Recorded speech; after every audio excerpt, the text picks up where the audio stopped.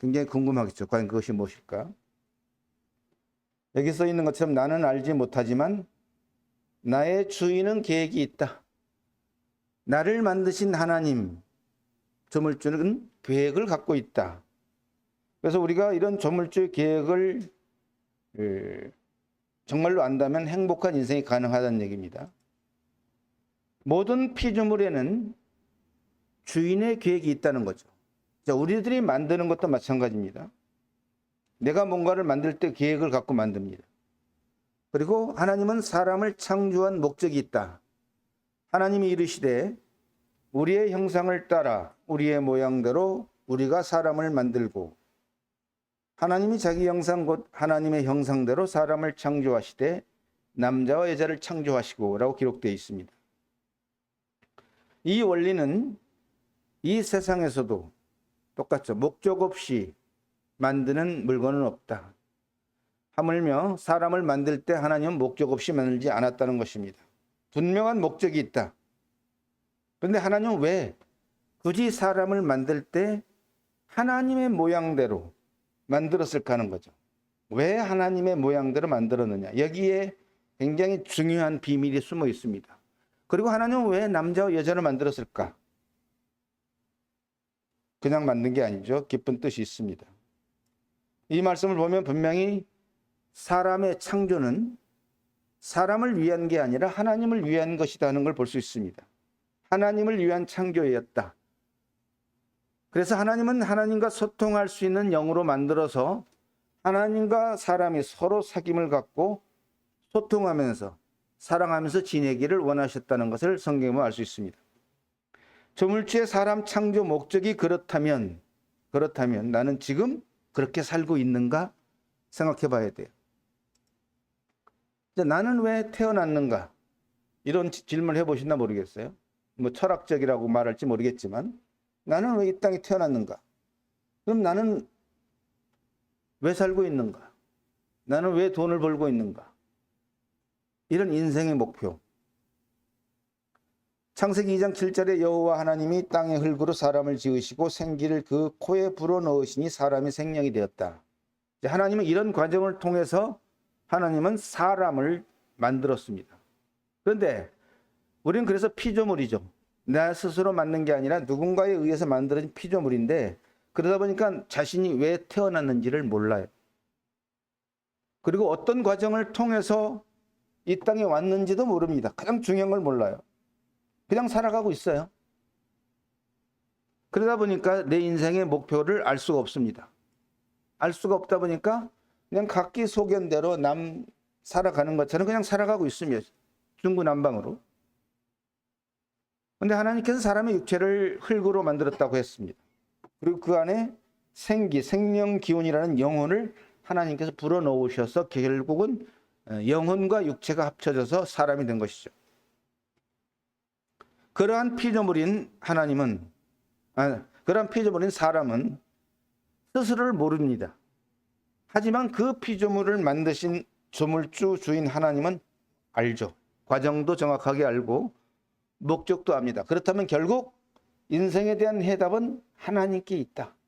우리를 만드신 그분께 있다는 걸 알 수 있습니다.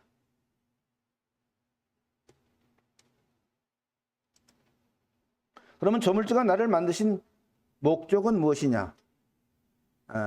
너의 하나님 여호와가 너의 가운데 계시니 그는 구원을 베푸실 전능자이시라. 그가 너로 말미암아 기쁨을 이기지 못하시며 너를 잠잠히 사랑하시며 너로 말미암아 즐거이 부르며 기뻐하시리라 하리라. 하나님이 만드신 목적이 이겁니다. 하나님이 우리 안에 들어오시기를 원하시고 계시고, 또 서로 사귐을 갖고 기쁨을 이기지 못하시고 사랑하시고 기뻐하시는 그것이 바로 조물주께서 우리를 만드신 목적이다.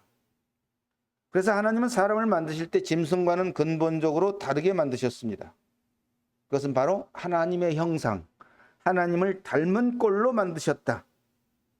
그렇게 만드신 목적은 분명합니다. 하나님과 사람 상호 간에 서로 교통하고 사귐을 갖는 그런 사랑의 대상으로 만드셨다는 거예요. 목적 자체가. 그래서 하나님은 사람의 마음속에 계시기를 원합니다. 우리 사람 마음속에 근데 하나님이 거룩하심으로 인해서 내 안에 죄가 있다면 들어오실 수가 없어요. 즉 죄의 문제를 해결받아야만 들어갈 수 있도록 되어 있고, 그래야만 창조의 목적을 이룰 수가 있는 것입니다. 목적이 분명히 나와 있어요. 그래서 하나님은 나를 위해서 세상을 만들었습니다. 나를 위해서. 엄청난 것이죠. 그래서 나를 위해서 완벽한 환경을 만들어 주셨어요. 창세기 1장 28절에 하나님이 그들에게 복을 주시며 하나님이 그들에게 이르시되 생육하고 번성하여 땅에 충만하라, 땅을 정복하라, 바다의 물고기와 하늘의 새와 땅에 움직이는 모든 생물을 다스리라 하시니라. 자, 창세기에 보면 창조가 하루 이틀 사흘 7일 동안 쭉 일어납니다. 그 모든 환경을 바로 사람을 위해서, 나를 위해서 만드셨다는 게 대단한 사실인데요. 그 목적은 하나님을 사랑의 대상으로 만드셨기 때문에, 그래서 복을 주시는 것이죠. 어떤 복? 지금 이 말씀을 한마디로 정리하면 사람을 만물의 영장으로 살 수 있도록 하는 복을 주셨어요. 모든 세계를 다스릴 수 있는, 이것이 곧 하나님께서 사람을 사랑하신다는 명백한 증거가 됩니다. 창세기에서 하나님이 세상 피조물을 각기 종류대로 창조하셨던 이유가 바로 하나님의 사랑의 대상인 사람을 위해서 만드신 완벽한 환경이에요. 바다도, 저 식물도, 짐승도, 모든 것이 결국은 딱 하나의 목적, 나를 위해서 완벽한 환경을 만들어 주신 것입니다. 그래서 사람이 생육하고 번성할 수 있도록, 땅에 충만해질 수 있도록, 지금 온 세계는 5대양 6대주라고 그러잖아요. 5대양 6대주의 엄청난 인구가, 대략 80억의 인구가 살고 있습니다. 그 이유가 바로 하나님께서 우리에게 주신 복이고요. 땅을 정복하라 했습니다. 땅에 움직이는 모든 생물을 다스리라는 권세를 주셨습니다. 결국 하나님은 나를 위해서 이러한 세상을 만드시고 만물의 영향을 만드셨다는 결론이죠.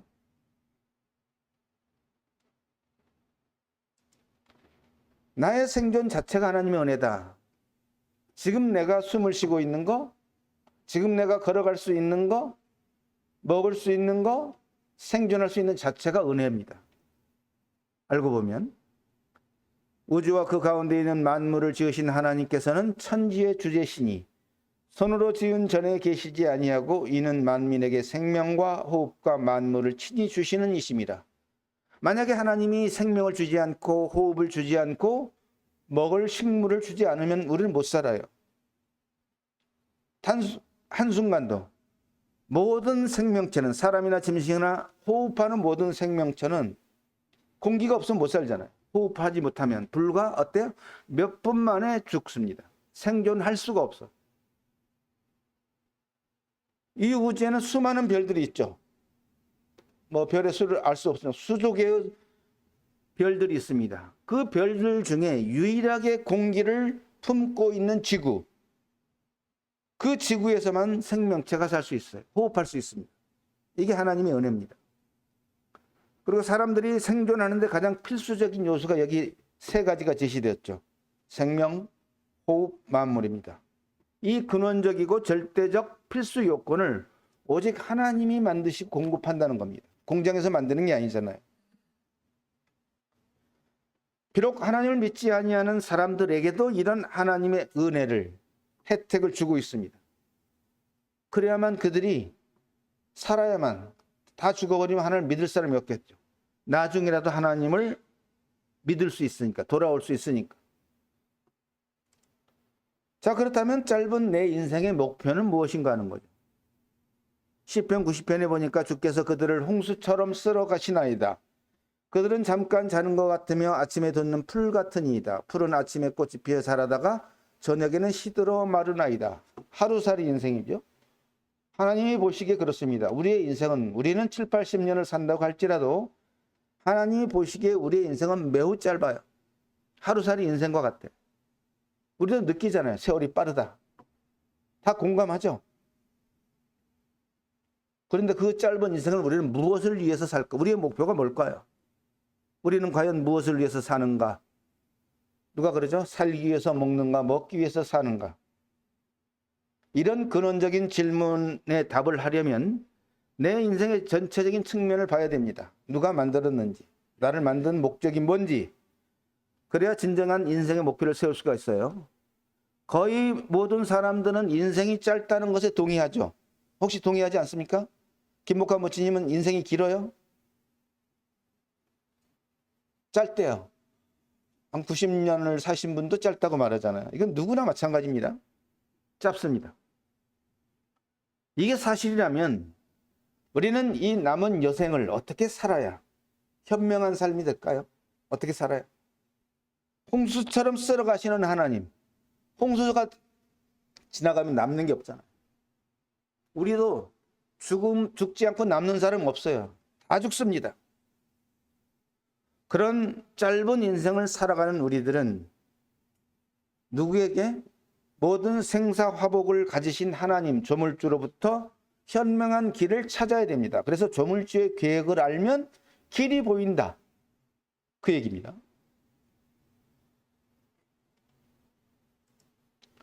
수고하고 무거운 짐진 자들아 다 내게로 오라. 내가 너희를 쉬게 하리라. 이 말씀이 있죠.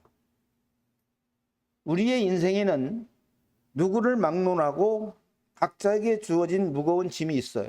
누구에게나. 돈 많은 부자나 권세자들에게도 다 있습니다. 무거운 짐이 있어요. 그걸 하나님이 알고 계십니다. 그래서 우리를 부르잖아요. 예수님이. 수고하고 짐진 자들아 다 내게로 오라. 나만이 너희의 짐을 내려줄 수 있단다. 그 얘기거든요. 내가 너희를 쉬게 하리라. 이 해결책은 하나님만 갖고 있습니다. 살아보니까 어때요? 우리의 인생 내 마음대로 되던가요? 안 됩니다. 내 자신도 컨트롤이 잘 안 돼요. 마인드 컨트롤이 마음대로 되지 않아요. 하나님 말씀하시죠. 인생은 수고하고 무거운 짐을 가졌다는 걸 알고 있습니다. 그래서 우리는 그걸 지고 살아가요. 그걸 느끼든 못 느끼든 그렇습니다. 그래서 하나님께서는 인생의 결산을 이렇게 말씀하시죠. 인생은 70이요 강건하면 80이라도 그 연수의 자랑은 수고와 슬픔뿐이다. 이렇게 말씀하십니다. 하나님이 이렇게 결론을 내렸어요. 자, 우리 한 인생을 보자고요. 어린아이들이 태어납니다. 그러면 태어나서 자라다가 엄마의 보살핌을 받고 어린이집에 다니다가 어린이집에 다닐 때는 걔네들이 짐이 없나요? 어린이집에 다니는 것도 무거운 짐이고 유치원 다니는 것도 짐입니다. 학생 때는 공부를 잘해야 하는 짐이 있고 학교를 졸업하면 좋은 회사에 들어가서 돈을 잘 벌어야 하는 수고가 있고 결혼하면 가정을 잘 돌봐야 되고 자녀를 잘 키워야 하는 짐이 있고 또 자신의 건강을 지켜야 되는 짐이 있습니다. 이게 인생이에요. 그래서 대체적으로 인생은 무거운 짐을 갖고 있다. 근데 왜 그러면 인생이 수고한 몸이 무거운 짐이 되는 거죠? 왜? 짐이 안 됐으면 좋겠는데 결론은 정확합니다. 능력이 없습니다. 우리 사람에게는 능력이 없고 연약한 존재죠. 덩치 큰 우리 정학이도 감기 걸려서 못 나오잖아. 능력이 없어요, 우리는. 그리고 내 마음대로 되지가 않아요. 능력이 없다 보니까. 그래서 무거운 짐을 갖고 있어요. 이러한 수고와 슬픔은 인생에게서 끝이 없습니다. 그래서 예수님이 부릅니다. 수고하고 무거운 짐진 자들아. 그 불러요. 그 짐은 나만이 내려줄 수 있어. 너희들 스스로는 내려놓을 수가 없단다. 내가 내려줄게. 초청하고 있죠. 그래서 하나님은 인생을 결산했죠. 우리의 연수가 70이요 강건한 80이라도 그 연수의 자랑은 수고와 슬픔뿐이요. 신속히 가니 세월이 신속히 가니 날아가나이다. 이렇게 빨라요. 짧은 인생인데 기쁘게 살고 갔으면 좋겠는데 수고와 슬픔뿐이 됩니다. 누가? 나를 가장 잘 아시는 하나님이 그렇게 말씀하세요. 그러면 우리들은 우리의 인생을 수고와 슬픔으로 끝낼 것인가 하는 거죠. 그걸로 끝낼 것인가? 해답만 찾다가 무지개만 찾아다니다가 끝날 것인가? 아니면 이제라도 그 해결책을 찾아서 남은 여생을 행복하게 살아갈 것인가를 결정해야 됩니다. 과연 이 수고와 슬픔뿐인 우리의 인생의 해결책은 없는 것일까? 우리 스스로에게는 해법이 없습니다. 그러나 조물주 하나님께서는 여기에 대한 해법을 갖고 계시다. 그래서 하나님께서 우리를 향한 완벽한 구원의 계획을 갖고 계신다는 것입니다. 여기에 뭐가 필요하냐면 메시아가 필요하고 여기에는 하나님 복음의 비밀이 필요합니다. 그래서 하나님은 조물주이시죠. 조물주와 피조물의 관계 회복을 중요하게 여긴다. 하나님은 우리를 잃어버린 자식으로 여깁니다. 오직 너희 죄악이 너희와 너희 하나님 사이를 갈라놓았고 너희 죄가 그의 얼굴을 가리어서 너희에게서 듣지 않으시게 함이니라. 언제 갈라졌는가? 창세기 보면 아담과 이브가 에덴 동산에서 최초의 범죄를 졌을 때 그들은 쫓겨났죠. 하나님으로부터. 그 뒤로 하나님과 멀어지고 분리되었습니다. 이때부터 인생의 수고와 슬픔이 시작된 것입니다. 그러므로 우리 인생들은 참된 해결책은 결국 조물주 하나님과 피조물인 우리들의 관계 회복입니다. 하나님께로 돌아가는 관계 회복이 중요하다는 것이죠. 물론 여기서 하나님과 멀어지게 한 그 원인은 너희 죄악이라고 그랬어요. 너희 죄악, 죄입니다. 자, 우리들은 죄로 인해서 하나님과 멀어졌습니다. 이로 인해서 마치 부모를 잃은 어린아이처럼 수고와 슬픔의 인생이 된 것입니다. 원인이 하나님은 이처럼 잃어버린 우리 인생들을 찾고자 하는 완벽한 계획을 갖고 계시다는 거예요. 그래서 사람은 주인에게로 돌아가야 행복하다. 자녀가 부모의 품에 있을 때 가장 행복한 것처럼 나는 악인이 죽는 것을 기뻐하지 아니하고 악인이 그 길에서 돌이켜 떠나 사는 것을 기뻐하노라. 이스라엘 족속아 돌이키고 돌이키라. 너희 악한 길에서 떠나라. 어찌 죽고자 하느냐 그랬습니다. 인간의 행복은 뭡니까? 돈도 아니고 명예도 아니라 오직 따뜻한 가족의 따스한 사랑의 관계, 마음의 평안이죠. 마치 엄마의 품속에 안겨있는 어린아이의 모습, 가장 행복한 모습이죠. 걔는 걱정이 없어요. 결국 사람들도 하나님과 멀어짐으로써 불행이 시작됐고 수고와 슬픔이 시작됐기 때문에 하나님 품으로 돌아가는 게 진정한 인생의 해결책이라는 것입니다. 우리 모든 사람들은 인류의 조상인 아담의 후손들입니다. 그리고 그 아담의 죄의 피를 물려받아서 우리는 죄인의 신분이 날 때부터 죄인이었어요. 그러다 보니까 우리는 악한 죄악의 길을 살아가고 있습니다. 누가 그런 얘기를 하죠? 죄를 지어서가 죄인이 아니라 죄인이기 때문에 죄를 진다. 물려받은 DNA가 그렇다는 것입니다. 우리 인생의 해결책은 우리 생명의 주인에게로 하나님께로 돌아가는 것입니다. 그러려면 악한 길에서 죄악의 길에서 돌이키는 마음이 필요하고 자녀가 부모에게 돌아가고자 하는 탕자의 마음이 필요하다는 것이죠. 이 원리는 믿는 자나 안 믿는 자는 항상 동일합니다.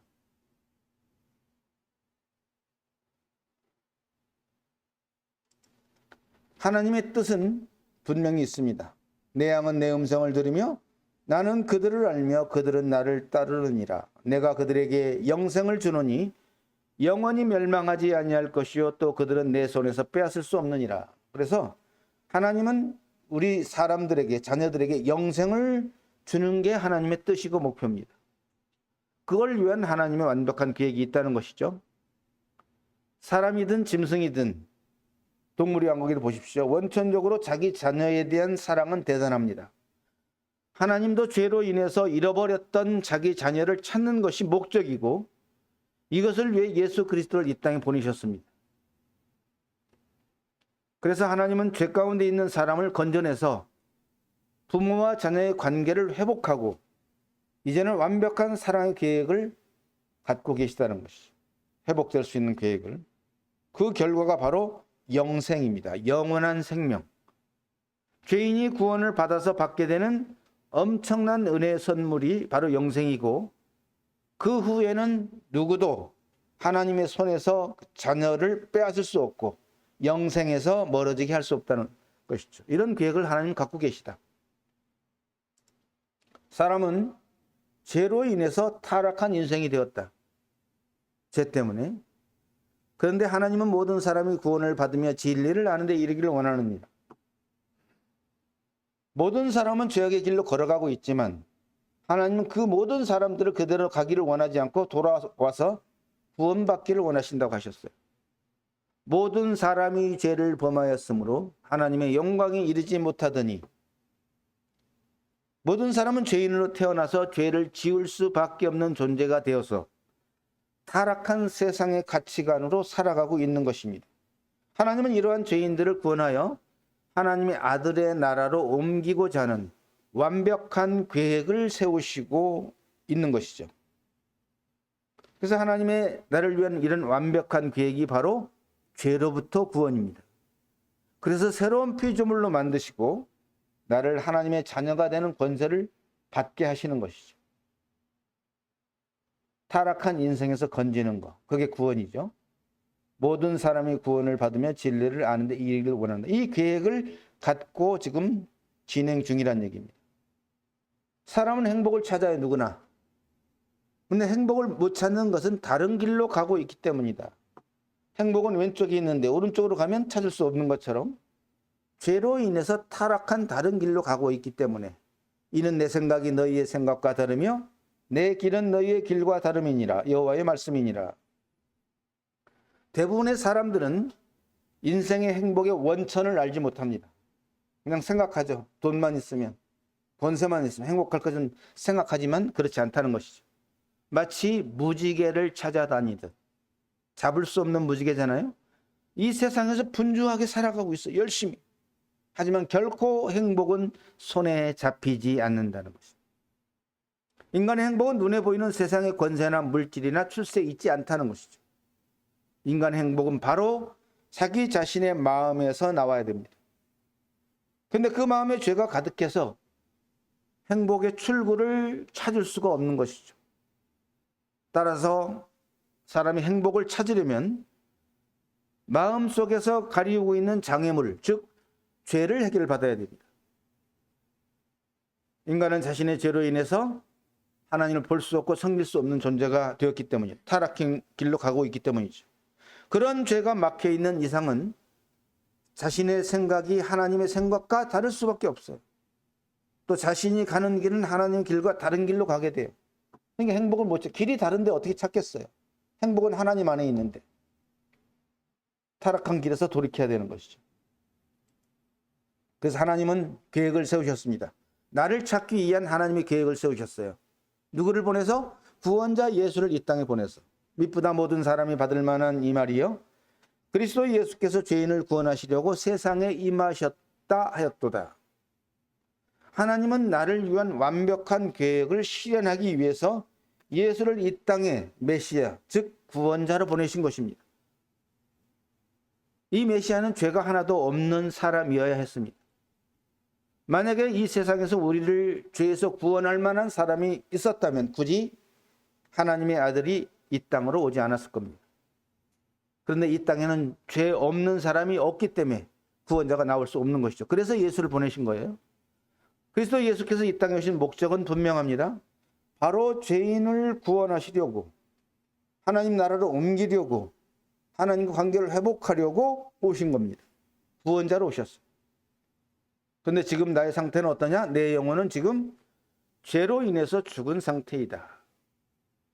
사무엘상에 보니까 여호와는 죽이기도 하시고 살리기도 하시며 음부에 내리기도 하시고 올리기도 하시도다.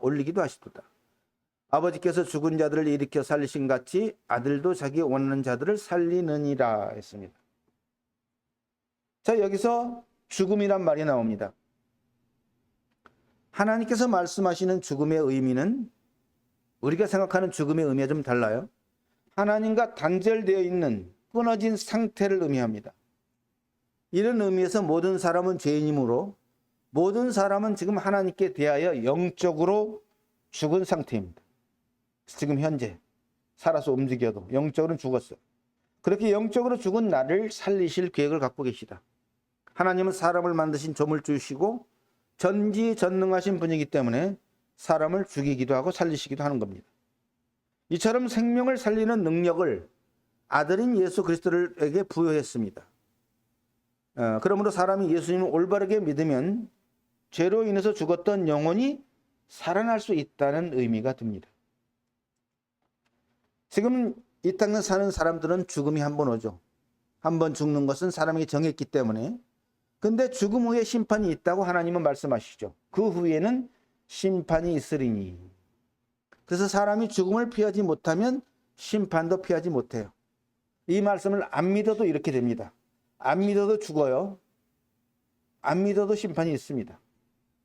조물주 하나님께서는 사람을 설계하실 때 한 번은 반드시 죽도록 정하셨다고 말씀하셔서 그 누구를 막론하고 사람은 다 한 번은 꼭 죽음이 찾아온다. 그런데 사람에게는 이것이 끝이 아니라는 거죠. 죽음이 끝이 아니라 그 뒤에 심판이 있다고 하셨어요. 죽음 이후에 심판이 있다고 정했습니다. 하나님이, 조물주가.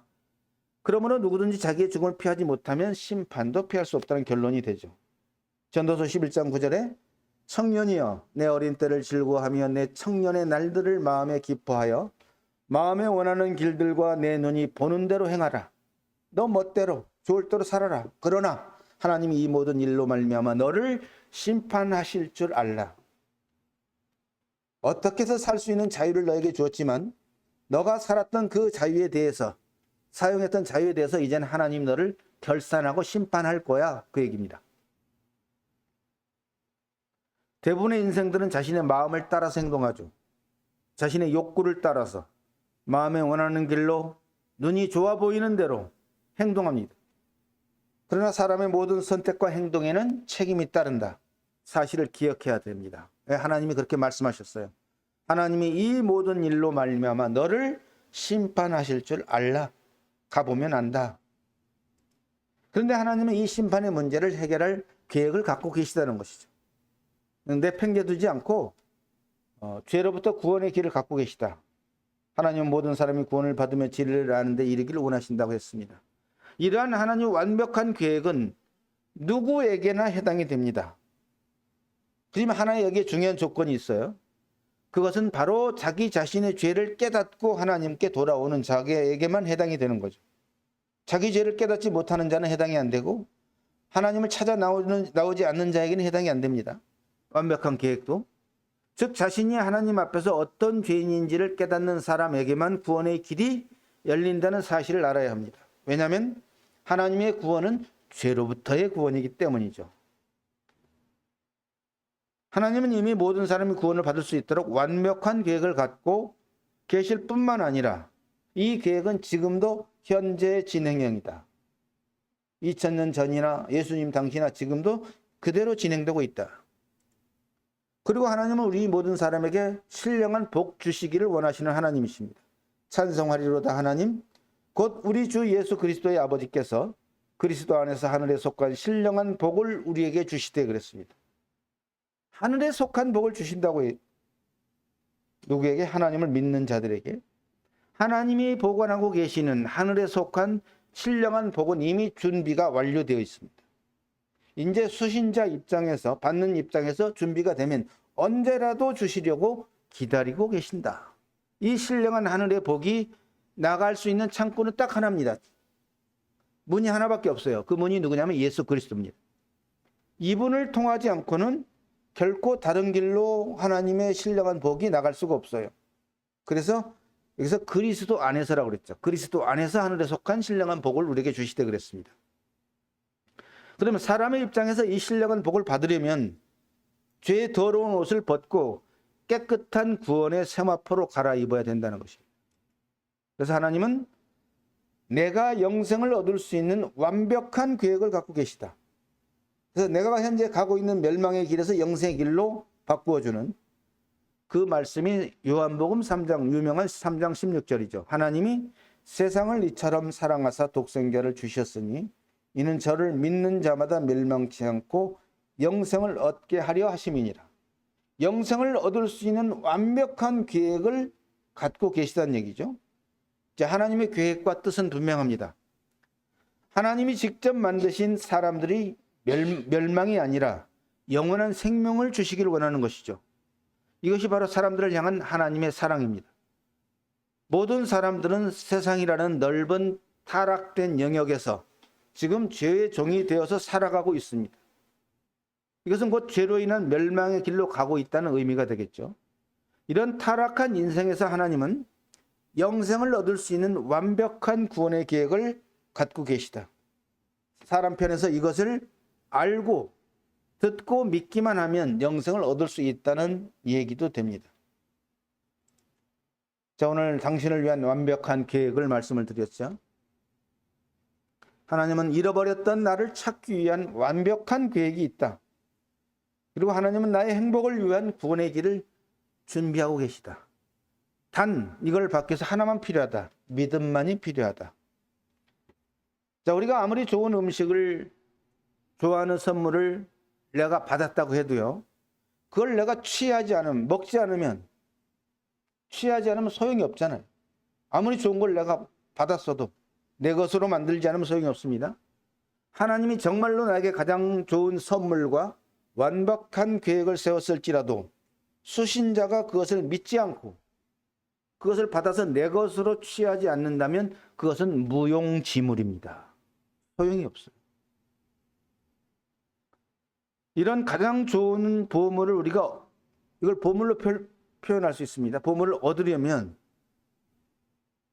우리가 보물을 얻으려면 뭐가 먼저 필요한? 보물 지도가 필요하죠. 보물 지도란 말 들어보셨죠? 그 보물 지도를 보고 찾아가면 돼요. 어디로 찾아가지? 이 보물 지도가 바로 성경 말씀입니다. 이 말씀의 길을 따라가면 믿으면 되는 것이죠.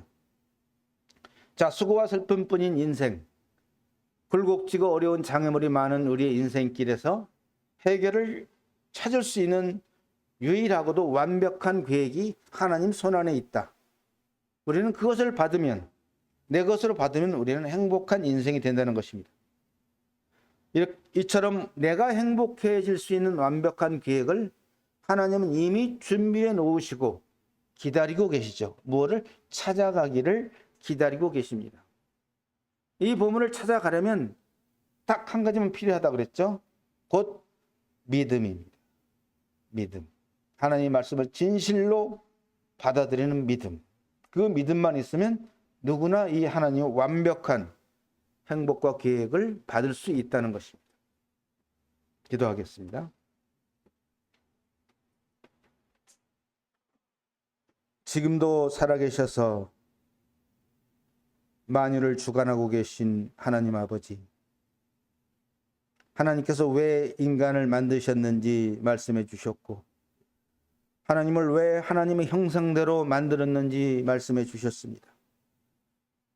그러나 최초의 아담과 이브가 에덴 동산에서 죄를 지음으로 말미암아 하나님과 분리되었고 죄의 길로 가게 되어서 우리 모든 사람들도 그런 죄인으로 태어나서 타락한 길로 가고 있습니다. 그러나 하나님은 이런 잃어버렸던 사람들을 찾기 위한 완벽한 계획을 갖고 계심을 말씀하셨습니다.